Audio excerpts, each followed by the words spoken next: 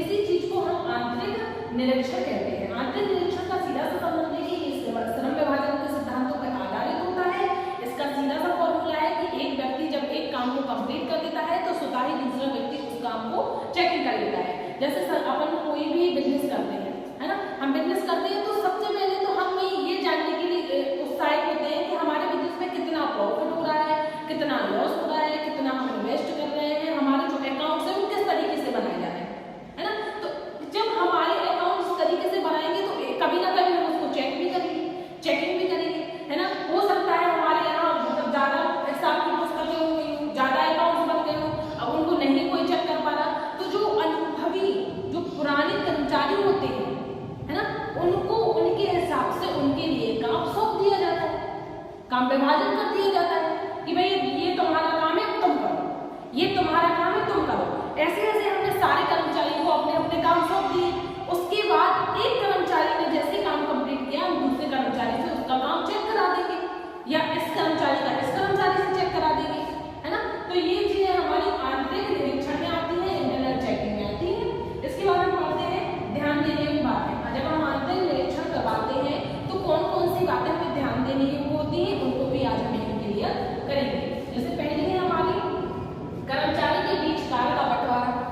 Obvious कि अभी हम बता ही रहे थे कि जब तक कर्मचारियों के बीच में काम का बंटवारा नहीं होगा, जब तक हमारा आंतरिक निरीक्षण नहीं होगा, जब तक कर्मचारी काम को नहीं करेगा तो किस चीज की चेकिंग करेंगे, इसी चीज की नहीं। तो कर्मचारी को सही और योग्य कर्मचारी को उसी के हिसाब से उसको काम को बंटवारा करना, उसके काम को देना कि भैया हाँ ठीक है आप ये काम कर दो।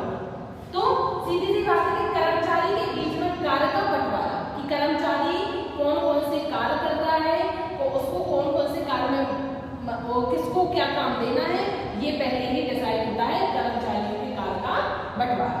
फिर दूसरा है हमारा योग्यता के अनुसार काम दिया जाए, क्वालिटीज के अनुसार काम दिया जाए। एजुकेशन सीधी सी बात है कि अगर एक बहुत महत्वपूर्ण काम है तो किसी हम नॉर्मल एम्प्लॉयर्स को नहीं दे सकते, हमें एक कैसा एम्प्लॉयर चाहिए, उसके लिए परफेक्ट एम्प्लॉयर चाहिए कि बाकी तो उसको वो काम आता है तब तो वो काम कर पाएगा, है ना।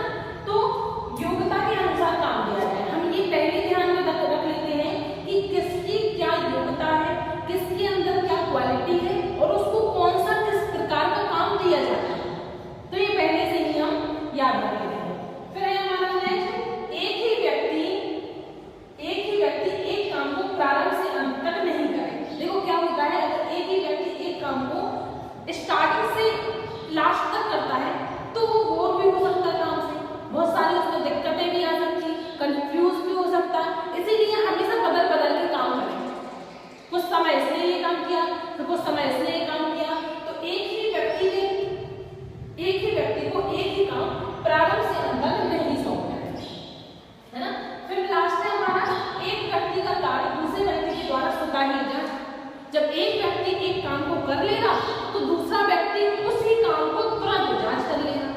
ये भी महत्वपूर्ण है कि एक व्यक्ति जो काम करेगा वो अपना तो काम ऑब्वियसली सही जांच करेगा, तो दूसरा व्यक्ति उसके काम की जांच करेगा कि इसने क्या किया, कैसे किया है या नहीं किया है ना। तो एक व्यक्ति के कार्य की दूसरे व्यक्ति स्वतः ही जांच करता है। एक बार और हम देख लेते हैं कि ध्यान देने की बातें हैं हमारी आंतरिक निरीक्षण करवाते समय। पहला कर्मचारी के बीच कार्य का बंटवारा। एम्प्लॉय जो होते हैं उनके लिए वर्क डिवाइड कर देते हैं कि ये करेगा। दूसरा है योग्यता के अनुसार काम दिया जाए, उनकी योग्यता क्वालिफिकेशन क्वालिटीज के अकॉर्डिंग उसको काम दिया जाए। एक व्यक्ति एक काम को स्टार्टिंग से लास्ट तक नहीं करेगा, अलग अलग व्यक्ति अलग अलग काम करेंगे। फिर एक व्यक्ति का काम दूसरा व्यक्ति तुरंत उसको चेक करेगा। ये हमारी क्या है, ध्यान देने योग्य बात है। साथ ही आप लोगों को बता दें कि आप लोगों को जो day by day topics by topics videos बन रही हैं, आप लोग अपने नोट्स तैयार करते जाएं जिससे आपको परीक्षा के समय में किसी भी प्रकार की कोई भी दिक्कत नहीं आएगी। अब आप लोग ये नोट कर लीजिए, इसके बाद हम